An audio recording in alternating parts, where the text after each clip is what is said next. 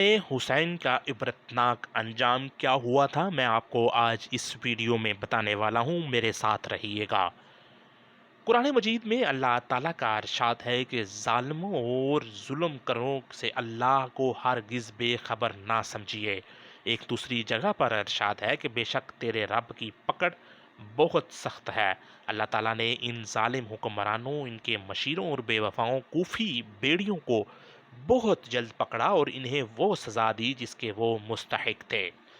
یہ ظلم کی سزا تھی، یا حضرت حسین یا قافلہ حسین کے مظلوموں کی بد دعا کے قاتلین حسین میں کوئی بھی اللہ کی خوفناک پکڑ سے نہ بچ سکا۔ ناظرین، مشہور عالم دین علامہ ابن کثیر اللہ کہتے ہیں کہ حضرت حسین کی شہادت کے بعد جو فتنے برپا ہوئے ان میں اکثر صحیح ہیں۔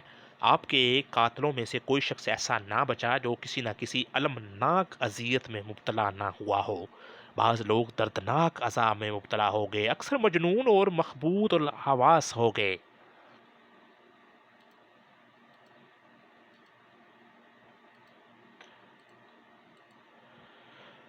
امام ابن جوزی رحم اللہ امام ظاہری رحمۃ اللہ سے روایت کرتے ہیں کہ قاتلین حسین میں سے کوئی بھی شخص دنیا میں زندہ نہ بچ سکا۔ امام ظاہری فرماتے ہیں قاتلین حسین کو دنیا ہی میں سزا مل گئی، کوئی قتل کیا گیا، کسی کا چہرہ کالا سیاہ ہو گیا یا کسی کا چہرہ مسخ ہو گیا۔ امام ابن جوازی رحمۃ اللہ علیہ نے روایت کیا ہے کہ ایک بوڑھا شخص قتل حسین میں شریک تھا، وہ دفتن نابینا ہو گیا۔ لوگوں نے سبب پوچھا تو اس نے کہا، میں نے خواب میں رسول اللہ کو دیکھا ہے کہ آستین چڑھائے ہوئے ہیں، ہاتھ میں تلوار ہے اور آپ کے سامنے چمڑے کا فرش بچھا ہوا ہے جس پر قاتلین حسین میں سے 10 آدمیوں کو ذبح شدہ لاشیں پڑی ہیں۔ اس کے بعد آپ نے مجھے ڈانٹا اور حسین کے خون کی ایک سلائی میری آنکھوں میں لگا دی، میں صبح اٹھا تو اندھا تھا۔ امام ابن جوزی نے یہ بھی نقل کیا ہے کہ جس شخص نے حسین کے سر اقدس کو اپنے گھوڑے کی گردن میں لٹکایا تھا، اس کے بعد اسے دیکھا گیا تو اس کا منہ سیاہ کالا ہو گیا۔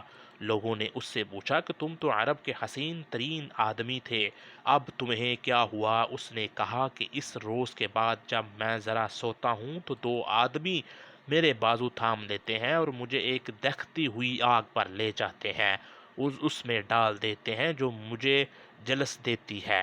چنانچہ وہ اسی عذاب میں گرفتار رہنے کے بعد چند روز بعد مر گیا۔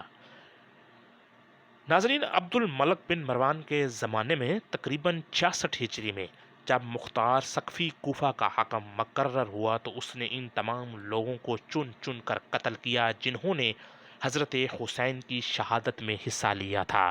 مورخین نے لکھا ہے کہ اس نے ایک دن میں 240 قاتلین حسین کو قتل کیا اور جنہوں نے بھاگنے کی کوشش کی انہیں گرفتار کر کے تکلیف دے دے کر مارا۔ عمر بن حجاج اور شمر بن الجوشن بھی بھاگنے والوں میں تھے، دونوں کو بری طرح قتل کروا دیا اور شمر کی منحوس لاش کو کتوں کے آگے ڈال دیا جنہوں نے اس کی ایک ایک بوٹی نوچ لی۔ ناظرین، عبداللہ مالک اور حمل نے رحم کی درخواست کی۔ مختار نے کہا، ظالموں، تم نے سبت رسول صلی اللہ علیہ وآلہ وسلم پر رحم نہ کھایا، تم پر کیسے رحم کیا جائے؟ پھر اس نے ان سب کو قتل کروا دیا۔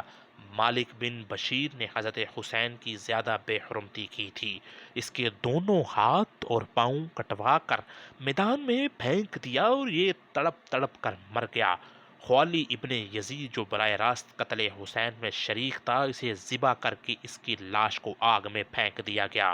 عمرو بن سعد اور اس کے بیٹے کو ایک ساتھ قتل کروا دیا۔ حکیم بن طفیل جس نے حضرت حسین پر تیر پھینکا تھا، اس کا بدن تیروں سے چھلنی کروا دیا اور تڑپ تڑپ کر وہ مر گیا۔